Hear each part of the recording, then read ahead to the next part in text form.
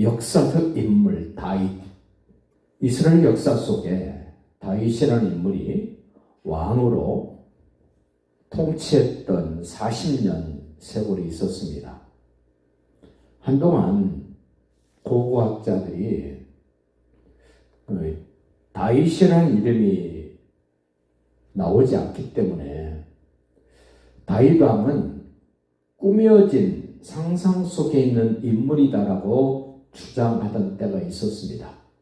그런데 고고학자들이 그 다윗이라는 그 출토된 어떤 유적을 이제 찾게 됐습니다. 그래서 다윗이라는 사람이 꾸며낸 인물이 아니라 역사 속에 실증했던 인물이라고 이제 증거되기 시작했고, 마치 우리나라에 세종대왕이 있었던 것처럼 이스라엘 역사 속에 다윗 왕이라는 사람이 있었습니다. 왕이었던 다윗이 예수를 주라고 고백을 합니다.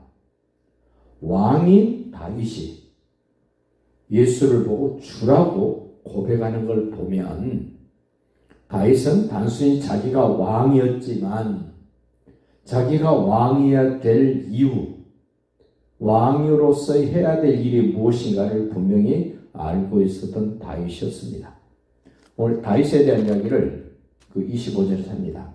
다윗이 그를 가리켜 이르되 하나님이 보내시고 하나님이 십자가에 달려 죽게 하고 하나님이 죽은 자 가운데 살리신 그 예수를 다윗 왕은 주라고 고백을 합니다. 25절 보십시오. 다윗이 그를 가리켜 이르되 내가 항상 내 앞에 계신 주를 배웠으며 왕인 자신의 주인이신 예수 하나님을 그는 보았다고 말하면서 나를 요동하지 않게 하기 위하여 그가 내 우편에 계시도다. 다윗은 늘 사람 예수로 오시기 전에 하나님이신 그 예수님을 늘 자기 우편에 모시고 있었다라고 얘기를 하면서 그 예수님이 사람으로 오시기 전에 하나님으로 계실 때 그 우편에 모시고 있었던 그 다윗이 26절 내 마음이 기뻤고 내 혀도 즐거웠습니다. 그리고 내 육체도 희망에 거했습니다. 왕이 기뻤고 즐거웠고 희망이 있을 정도의 예수님이었다면 저와 여러분에게 기쁨이 되고 즐거움이 되고 희망이 될 수 있는 예수 넉넉합니다. 다윗이 주 되심을 고백할 때, 인정할 때 기뻤고 즐거웠고 희망이 되었다면 여러분과 저도 예수를 하나님의 아들 그리스도로 고백한다면 분명히 기쁨이 될 것입니다. 즐거움이 될 것입니다. 희망이 될 것입니다. 왜냐하면 그 이유가 나옵니다. 27절 보십시오. 이는 내 영혼을 음부에 버리지 아니하시기 때문이다. 우리의 기쁨, 우리의 즐거움, 우리의 희망이 무엇입니까? 이 세상에 살면서 육신적인 기쁨, 즐거움, 희망은 이루어지고 나면 별거 아닙니다. 이루기는 무척 힘들지만 그것이 이루어졌을 때 별것 아니라는 사실을 금방 깨닫게 됩니다. 오늘 뉴스를 아주 요란스럽게 만들었던 25살 먹은 그 누구 뭐 이름까지 다 나왔습니다만은 화성시에 살고 있는 2018년도에 수능 만점 받아서 연세대학 의과대학 본과생인 그가 자기 여자친구를 죽인 살인사건에 대한 뉴스 충격이었습니다. 충격. 수능에 만점 받았습니다. 많은 사람들이 가고 싶은 연대 의대를 갔습니다. 자기는 이국종 교수처럼 사람 살리는 외과 의사가 되겠다라고 고백하고 화성시에서 장학금도 주고 여러 가지 혜택을 많이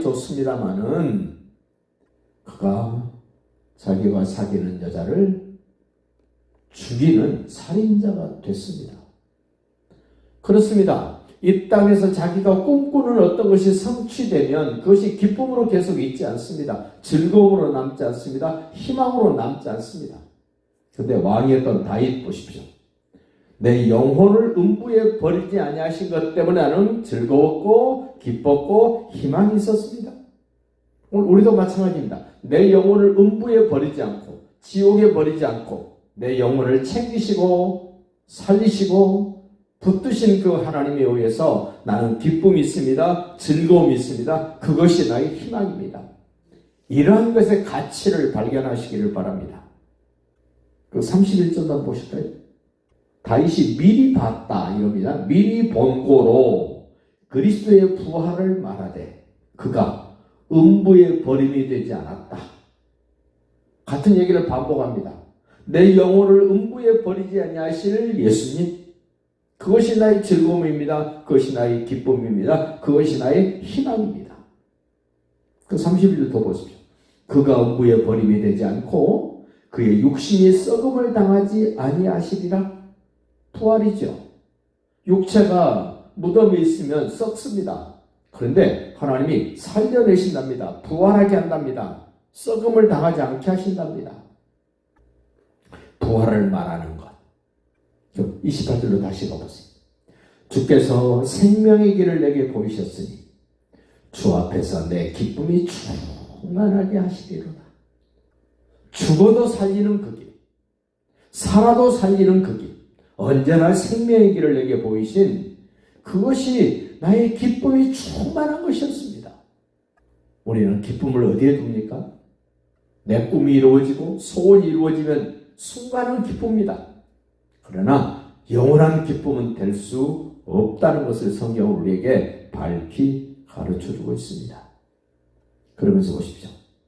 다윗은 지금 죽어서 무덤에 있습니다. 그 29절 봅니다. 형제들아, 내가 조상 다윗에 대하여 다음대히 말할 수 있노니 다윗이 죽어 장사되어 그 묘가 오늘까지 우리 중에 있도다. 그 위대한 왕이라고 추앙했던 다윗 왕도 죽어서 예루살렘에 무덤이 있습니다. 다윗 무덤이 있습니다. 저도 가서 봤습니다. 예루살렘이라는 도시는 사람 일반 백성이 죽으면 예루살렘 성 밖으로 상여를 메고 나가서 무덤을 만들어야 됩니다. 그런데 왕이 죽으면 예루살렘 도시 안에다 무덤을 만듭니다. 그래서 다윗의 무덤이 예루살렘에 있습니다. 다윗은 죽어 장사되어 무덤이 지금도 예루살렘에 있습니다. 그러나 주 예수 그리스도는 살아나셨습니다. 다시 한번 보십시오. 30절. 그는 선지자라. 하나님이 이미 맹세하사 그 자손 중에 다윗 얘기를 합니다. 다윗 그는 선지자라. 왕이면서도 선지자랍니다. 하나님이 이미 맹세하사 그 자손 중에 다윗의 자손 중에서 한 사람을 그 위에 앉게 하시리라. 사무엘하 7장에서 하나님이 다윗에게 언약을 해주셨습니다. 네 허리에서 왕위가 끊어지지 아니할 것이고 네 위에 한 왕이 나타날 것이다. 그 왕이 예수라는 겁니다. 미리 본고로 31절 미리 본고로 그리스도의 부활을 말하되 그가 음부에 버림이 되지 않고 그의 육신이 썩음을 당하지 아니하리라 하더니 이 예수를 하나님이 살리신지라. 아멘이시죠? 하나님이 살리셨답니다. 강조합니다. 이 예수를 하나님이 살리신지라. 왜 살렸습니까? 주와 그리스도가 되도록. 주라는 증거가 있어야 됩니다. 그리스도라는 증거가 있어야 됩니다. 그러기 위해서 하나님 아버지가 예수를 죽은 자 가운데서 살리셨습니다. 천지 창조보다 더 엄청난 일이 죽은 자를 살리신 일이었습니다. 우리가 다 이 일의 증인이로다. 지금 예수님의 제자로 부름받았던 베드로, 다른 12명의 제자들 3년 동안 예수님을 쫄쫄쫄 따라다녔습니다. 예수님이 여인의 우선 오신 것을 그들은 보았습니다. 그리고 십자가에 달려 피 흘려 죽은 것도 봤습니다. 무덤에 장사 지낸 것도 보았습니다. 죽은 자 가운데서 3일 만에 살아나신 예수님도 보았습니다. 그리고 예수님 말씀하신 대로 승천하셨고, 승천하시면서 내가 너에게 성령을 보내줄게 라고 약속하신 대로 성령이 왔답니다. 그래서 그 성령을 받아서 그 31절에요. 우리가 다 이 일의 증인이로다. 예수님이 죽은 자 가운데서 살아나신 것에 대한 증인이랍니다. 성령 받았으면 예수님이 왜 죽으셨고 왜 부활하셨는가를 말할 수 있어야 된다는 겁니다. 예수가 하나님 아들 그리스도라고 우리가 고백하는 것, 성령으로 말미암지 않고는 예수를 주라고 시인할 자 없다고 성경은 말합니다. 그렇다면 예수를 그리스도라고 고백한다는 말은 이미 성령 받았다는 말입니다. 그 성령을 받은 사람이라면 언제 어디서 누구에게나 예수는 나의 주가 되고 그리스도가 된다는 사실을 증언하라는 겁니다. 그것이 증인입니다.